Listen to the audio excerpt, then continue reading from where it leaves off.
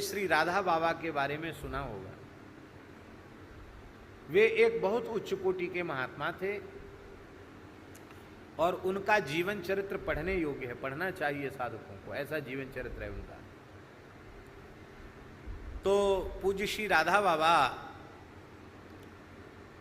उन्होंने एक साधक को कुछ दिन वृंदावन रह करके भाई श्री हनुमान प्रसाद पोद्दार जी के 16 गीतों का अनुष्ठान बताया। भाई जी के 16 गीत है ना, उनका अनुष्ठान बताया। आप सब उनको जानते रहे होंगे, आपने शायद दर्शन भी किया होगा। हमसे बड़ा प्रेम मानते थे श्री नारायण दास जी, जिनको हम लोग नारायण भैया कहते थे।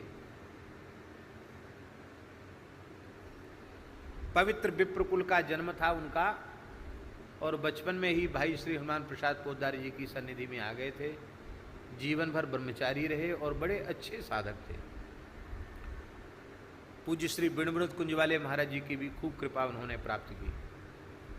तो श्री राधा बाबा ने आज्ञा दी नारायण दास जी को कि तुम वृंदावन चले जाओ और इस पद्धति से तुमको रहना है, नित्य यमुना स्नान करना है, नित्य वृंदावन की परिक्रमा करना है और इस तरह से तुम्हें 16 गीत बिहारी जी के मंदिर में जाकर के कहीं एकांत में बैठ जाओ, चाहे मंदिर के बाहर बैठ जाओ, निकट बैठ जाओ, कहीं भी बैठ करके आपको ये 16 गीत का पाठ करना। अब वो आ गए यहाँ। प्रातः काल उठने से लेकर सोने तक की जो नियमावली बनाई थी बाबा ने, उसका वो पालन करने लगे। अब यहाँ एक नया उपद्रव शुरू हो गया। आप लोग अन्यथा नहीं मानना, प्रायः मंदिरों में कोई जप करने या पाठ वाठ करने बैठ जाए तो सेवकों की दृष्टि ये पड़ती है कि ये कहीं कुछ कमाई करने तो नहीं बैठा है, क्योंकि जहाँ भी कहीं दुकानदारी होती है तो उनको लगता है कि हमारा ग्राहक फूट न जाए, क्योंकि जो राशि हमारे पास आने वाली है वो बिखर जाएगी इधर उधर। इसलिए प्रायः पूजा पाठ से जुड़े हुए लोग वो दूसरे किसी को उसी दृष्टि से देखते हैं। तो वो लोगों ने यही समझा कि ये यहाँ कुछ पोथी खोल के बैठे हैं, माला लेके बैठे हैं, कुछ चढ़ोतरी के हिसाब से। वो तो बेचारे इस भाव से थे नहीं वहाँ, तो उनको बैठना मुश्किल हो गया। यहाँ क्यों बैठा, उठ यहाँ, उधर चल, उधर चल, उधर चल। मंदिर के बाहर बैठे वहाँ भी लोगों ने उठा दिया। बड़े दुखी हो गए कि बाबा का आदेश है कि मंदिर में बिहारी जी के मंदिर में सुनाना, और बिहारी जी के मंदिर में तो हम बैठना हमारा मुश्किल हो रहा, अब क्या करें। तो बाबा ने एक बात और कही थी कि कभी कोई विक्षेप तुम्हारे साधन में आवे तो घनश्याम दास ठाकुर को पूछ लेना, ठाकुर घनश्याम जी, उनको पूछ लेना। तो बाबा के बहुत प्रिय थे ठाकुर घनश्याम जी। तो श्री ठाकुर घनश्याम जी से नारायण भैया ने पूछा कि बाबा की आज्ञा, अब हम क्या करें बताओ। बाबा कहते पूरा समय करके तब आना हमारे पास, ना हम जा सकते और ये साधन तो हमारा बनना बड़ा मुश्किल हो रहा है, हम क्या करें। जैसे तैसे आज का नियम पूरा कर पाए हैं और किसी ने मंदिर में कहे खबरदार यहाँ दर्शन करो जाओ, यहाँ पोथी पत्रा खोल के आसन बिछा के बैठने नहीं दिया जाएगा, ना यहाँ बैठ सकते ना बाहर बैठ सकते। अब हम क्या करें बोलो। तो ठाकुर घनश्याम जी बोले कि बाबा की क्या आज्ञा है ये हम आपको कल बताएंगे, आप कल सवेरे हमारे पास आना, हम बता देंगे। सवेरे ही पहुंच गए। बाबा की क्या आज्ञा है? बोले बाबा ने कहा जिस कमरे में रहते हो उसी कमरे की किसी भी दीवार को यह समझ लो कि यहाँ बिहारी जी खड़े हैं, ये बिहारी जी के मंदिर की ही दीवार है, ऐसा समझ लो और पाठ करो और तुम्हारा अनुष्ठान पूर्ण होगा। अब इनको तो बहुत अच्छा लगा, क्योंकि जहाँ वो रहते थे वहाँ सब साधन, वहाँ एकांत। तो बोले ये तो बहुत अच्छा समाधान हो गया। बाबा ने कह दिया कि ठाकुर जी जो कहें वो मान लेना। लेकिन उनके मन में एक बात बार बार आती थी कि हमने उनसे पूछा और वो कहते बाबा से पूछ के बताएंगे, और सवेरे बोले बाबा से हमने पूछ लिया, बाबा की ये आज्ञा है। तो कहाँ गोरखपुर है, कहाँ वृंदावन है, और उस समय मोबाइल के साधन थे नहीं, टेलीफोन भी उपलब्ध था नहीं। बाबा टेलीफोन से बात किसी से करते नहीं थे, उनका तो कोई लेना देना था ही नहीं। वे धन का स्पर्श नहीं करते थे, वे धातु का स्पर्श नहीं करते थे। बाबा तो बाबा ही थे, श्री राधा बाबा। कंधे की हड्डी टूट गई गुरुजी, उन्होंने प्लास्टर नहीं चढ़वाया। हड्डी टूटने पर कितना दर्द होता है, फ्रैक्चर पता चलता है। एक भी गोली नहीं खाई, स्नान भी करते रहे, अपना सारा नियम करते रहे। बोले सहन करना है, लेकिन हम कोई दवा औषधि नहीं लेंगे। नहीं लिया उन्होंने, ऐसी तितिक्षा थी बाबा में।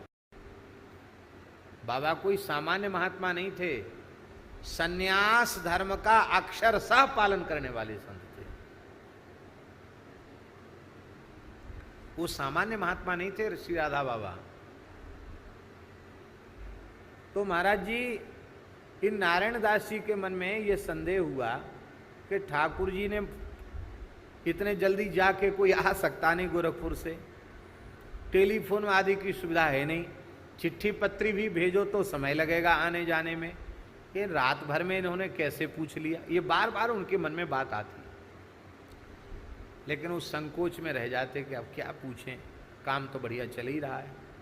एक दिन ऐसा अवसर मिला कि उन्होंने ठाकुर घनश्याम जी से पूछा कि ठाकुर जी एक बात बताओ, आप गए नहीं, आए नहीं, और कोई संपर्क भी साधन भी ऐसा नहीं कि बाबा से संपर्क हो जाए, फिर आपने बाबा से संपर्क कैसे किया? और ये हम अच्छी प्रकार से समझते हैं कि आप जैसे महान साधक झूठ बोल नहीं सकते, ये भी हम समझते हैं कि आप झूठ नहीं बोल सकते। तो आपने कैसे संपर्क बाबा से स्थापित किया? तो ठाकुर जी के नेत्र भराए। ठाकुर जी ने कहा, चलो नारायण भैया, तुम जानना ही चाहते तो हम बताते हैं हमने कैसे संपर्क स्थापित किया। तो कपड़े की सर्दी शीतकाल में बाबा के पैर में धारण करने वाली कपड़े की ऐसी सिल करके तैयार, अपने हाथ से तैयार की गई एक कपड़े की जूती जैसी थी, वो बाबा की पहनी हुई पुरानी फटी सी जूती। तो वो जूती ठाकुर घनश्याम जी ले आए थे।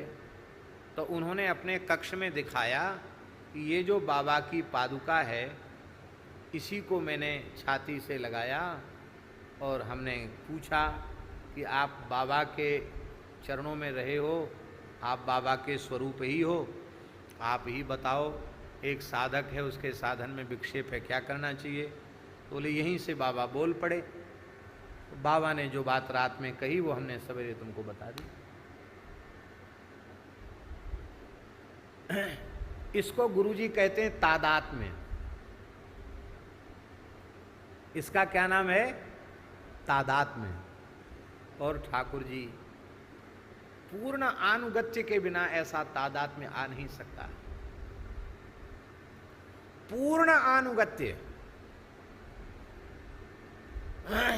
आप किसी भी महापुरुष के हृदय से अनुगत हो जाएं तो ऐसा तादात्म्य हो जाएगा कि आपकी बात उन महापुरुष की बात बन जाएगी।